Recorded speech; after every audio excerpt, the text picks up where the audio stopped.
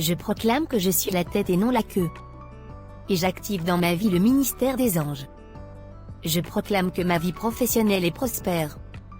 Oh Malaoskala, Ribaboshata, Santala Bloom. Mais Christelle, tu es devenue folle? Non grand frère. Je suis en réunion de responsables sur Zoom. Tu peux revenir plus tard? S'il te plaît. Non. Tu raccroches tout de suite. On doit parler là. T'as vu l'heure qu'il est? À quel moment tu vas faire tes devoirs? Et de quelle vie professionnelle tu parles dans ta prière là? Tu sais même pas encore ce que c'est qu'un stage. Chut. Tu déranges la réunion. Tu manques de respect aux anges, et au Saint-Esprit. T'es sérieuse toi? Attends-moi, je reviens tout de suite. Ribababo. Lebababo. Rouchatabo. Maman, ça va? Bonjour mon grand. T'es tout beau aujourd'hui. Oui maman, j'ai enfin trouvé du travail. Depuis que j'ai arrêté d'être un gigolo qui vit au crochet des femmes, j'ai compris qu'il était important de travailler. Selon 2 Thessaloniciens 3 verset 10. Amen. Le Seigneur fait vraiment des merveilles dans cette maison. Oui. Par contre, pour Christelle ça ne va vraiment plus. Elle devient de plus en plus endoctrinée dans son église là. Oui, j'ai constaté aussi. Si ça continue, je vais devoir l'envoyer très loin chez votre père. Non maman. Ça sera pire. Il est lui-même, inconverti, et irresponsable. La condition de Christelle deviendra pire. Oui, c'est vrai. Restons seulement en prière. Mais moi j'irai quand même faire un tour, dans cette église pour dire 2 mots à son pasteur. Et s'il ne m'écoute pas, j'irai porter plainte au commissariat. Monsieur bonjour. Je suis le commissaire Sandro Paolo. Bonjour. Moi c'est le frère Jérémy, Grukwao, responsable de la jeunesse de l'église, et bras droit du pasteur Zinguet. Justement, c'est le pasteur Zinguet, que je suis venu voir. Est-il présent? Non malheureusement. Il n'est disponible que par rendez-vous. Et pour cela il faut passer un coup de fil au secrétariat, ou envoyer un mail, en précisant le motif du rendez-vous. Ensuite on vous dira la somme que vous devrez verser en fonction du motif du rendez-vous. Par contre, si c'est très urgent, il faudra rajouter une somme importante. Car la liste d'attente pour voir le pasteur peut s'étendre à 6 mois. Je sais pas si vous avez bien compris. Mais je disais que je suis commissaire. Je suis pas là pour vos rendez-vous payants. Je viens suite à plusieurs plaintes déposées contre cette église. Pour emprise et abus de confiance sur mineurs. Ah bon? Qui a porté plainte? Cela ne vous regarde pas pour l'instant. Mais je vous laisse une convocation pour votre pasteur. Il devra se présenter au commissariat dans les 48 heures. D'accord. Mais sachez que tout ce dont on pourra l'accuser est faux. Les pharisiens ont bien accusé Jésus, pourtant il était innocent. On verra bien si ce pasteur est innocent comme Jésus. Tu fais quoi ici? Je t'ai pas déjà interdit d'entrer dans cette salle? Calme-toi, je suis pas entré. Je t'attends sur cette chaise depuis plus d'1 heure. Vu que tu ne réponds pas à ton portable. Mais pourquoi tu m'as pas attendu à la maison? Parce que j'ai un rendez-vous très urgent chez le coiffeur, pour le grand gala des mamans pasteurs ce soir. Et j'ai besoin de l'argent des offrandes pour payer le coiffeur. D'accord. Tu as besoin de combien? De 500 €. Bon, tu iras voir ça avec la trésorière de l'église. Par contre, j'ai entendu des bruits bizarres dans ta pièce interdite là. On dirait une femme qui chantait. Mais je n'ai pas osé entrer pour regarder. Oh. Va là-bas. C'est rien. Ça doit être la louange que j'ai laissée à la télé. J'ai une télé là-bas aussi. D'accord. Pardon, je vais chercher mon argent seulement.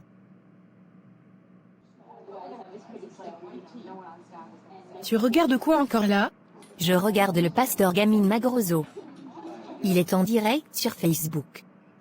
Il est en train de clasher un footballeur ivoirien là. Je t'ai déjà dit qu'il est interdit de regarder une chaîne, autre que celle de l'église, AGER de Paris. La Bible dit dans Hébreux 10, verset 25 de ne pas abandonner nos assemblées. Ah bon? J'ai même plus le droit de suivre un autre pasteur? Ça veut dire que nous sommes tous divisés les uns les autres alors? Ça c'est pas ton problème. Soumets-toi seulement au règlement de l'Église, sinon tu seras sanctionné. Bon, d'accord. Alors, vous dites que vous ne reconnaissez pas toutes ces accusations? Exactement. Moi je suis un pasteur très reconnu et très loin. Je ne peux pas faire des bêtises comme ça moi. Je fais partie de la Fédération des Églises évangéliques congolaises de France. Si je me comportais mal, je n'en ferais pas partie. Les 14 plaintes contre vous stipulent pourtant bien que vous réclamez les dîmes et les offrandes des mineurs. Et même de certaines prostituées. Mais vous savez, le royaume des cieux appartient aux violents. Si les mineurs veulent honorer Dieu en lui donnant de l'argent, qui suis-je moi pour m'y opposer? Matthieu 19 verset 14 nous dit de laisser les petits enfants venir au Seigneur. Et pour les prostituées, qui suis-je pour leur jeter la première pierre? Donc vous n'avez pas vu dans la Bible la femme prostituée, qui embrasse les pieds de Jésus? Très bien. Je vois. Cette affaire ira très loin, je vous le promets. Je vous libère pour aujourd'hui.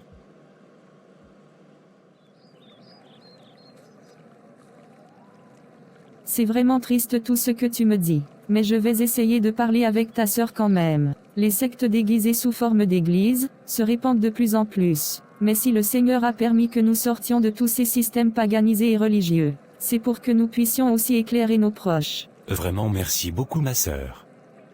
Si ça te dérange pas, tu peux même venir avec moi la chercher au collège.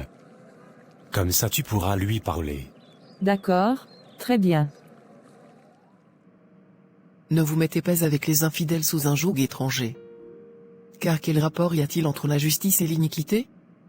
Ou qu'y a-t-il de commun entre la lumière et les ténèbres? Quel accord y a-t-il entre Christ et Bélial? Ou quelle part a le fidèle avec l'infidèle?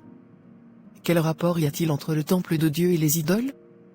Car nous sommes le temple du Dieu vivant, comme Dieu l'a dit, j'habiterai et je marcherai au milieu d'eux, je serai leur Dieu, et ils seront mon peuple. C'est pourquoi, sortez du milieu d'eux, et séparez-vous, dit le Seigneur.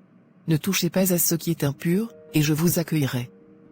Je serai pour vous un père, et vous serez pour moi des fils et des filles, dit le Seigneur Tout-Puissant.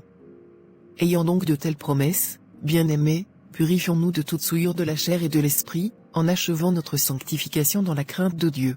Arrête de méditer la parole. Ça ne sert à rien. Tu es fatigué, repose-toi. La Bible dit dans Ecclésiaste 3 verset 1, qu'il y a un temps pour tout.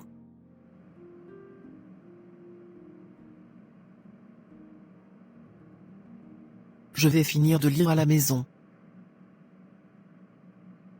Matthieu 26 verset 41. Veillez et priez, afin que vous ne tombiez pas dans la tentation. L'esprit est bien disposé, mais la chair est faible. Jacques 4 verset 7. Soumettez-vous donc à Dieu, résistez au diable, et il fuira loin de vous. C'est vrai ça. Je dois prendre autorité sur l'esprit de fatigue qui essaye de m'empêcher de méditer là. Je chasse tout esprit de fatigue au nom de Jésus.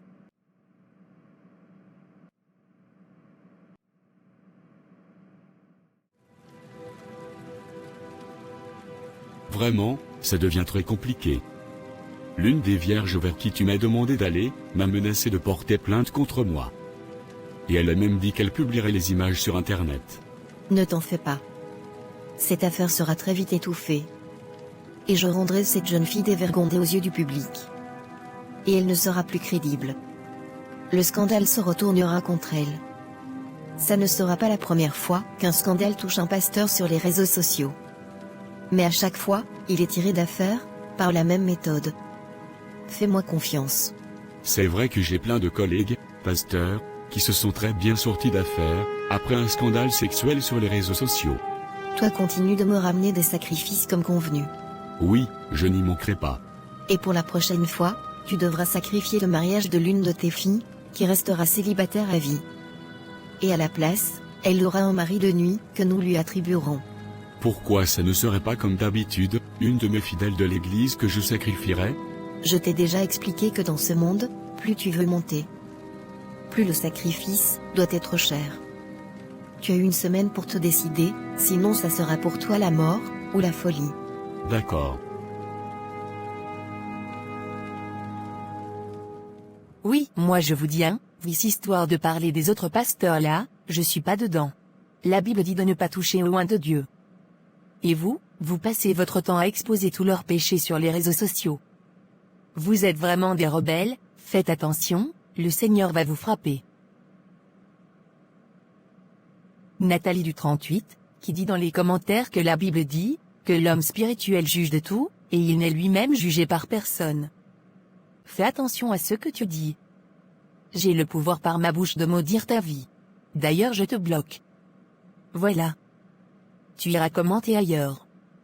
Ici je veux pas des gens trop spirituels là. T'es toujours à fond comme ça sur ton téléphone? Oui. Je fais l'œuvre de Dieu. Je suis responsable d'un groupe de réveil. Et j'encadre des nouveaux convertis dans un groupe WhatsApp. Mais qui t'a donné autant de responsabilités du haut de tes 14 ans? C'est ma meilleure amie Elva, qui est aussi mon autorité spirituelle dans mon église. Excuse-moi de te le dire crûment. C'est vraiment du n'importe quoi. Alors premièrement, il est dit dans Matthieu 23 versets 9 à 11. Et n'appelez personne sur la terre votre Père, car un seul est votre Père, celui qui est dans les cieux. Ne vous faites pas appeler directeur, car un seul est votre directeur, le Christ. Le plus grand parmi vous sera votre serviteur. Là il faudra que tu m'expliques comment une personne peut être l'autorité spirituelle d'autrui. Deuxièmement, qu'est-ce que tu appelles ton église? Montre-moi dans la parole, le verset où Pierre, Paul ou Jacques ont fait mention de leurs églises. Regarde un peu Colossiens 1 verset 18. Il est la tête du corps de l'église. Tu vois là, on voit bien que c'est lui le chef, et non pas ton pasteur ou ta soi-disant autorité spirituelle de meilleur ami. Mais aussi, l'église dont ce verset l'a fait mention, ce n'est pas ton église. Car qui es-tu toi, pour posséder une église? Là, ce verset fait mention de l'église du Seigneur, dont les saints dans le monde entier sont membres. Et dont Christ est lui-même la tête, lui-même le chef, lui-même l'autorité spirituelle. Car il est lui-même esprit. Comment un être charnel, fait de chair et de sang, peut être pour toi une autorité, ou une couverture spirituelle? Je sais pas. Tu ne sais pas tout ça, mais tu veux encadrer des nouveaux convertis. Hébreux 5 verset 13. Or, quiconque en est au lait, n'a pas l'expérience de la parole de justice, car il est un enfant. Si tu ne fais pas attention, tu risques de te perdre. Car Marc 8 verset 36 le dit bien. Et que sert-il à un homme de gagner tout le monde, s'il perd son âme? Mais, qu'est-ce que je dois faire alors? 2 Corinthiens 6 verset 17. Sortez du milieu d'eux, et séparez-vous, dit le Seigneur avec le Seigneur, pas de sentiments. Car du haut de tes 14 ans, tu peux aller en enfer. Prends ton salut au sérieux. De plus, tu désobéis à ta mère qui t'interdit d'aller dans cette église. Et tu te rebelles à Exode 20 verset 12. Souviens-toi d'où tu es tombé, et va te repentir. Maranatha, Jésus revient bientôt.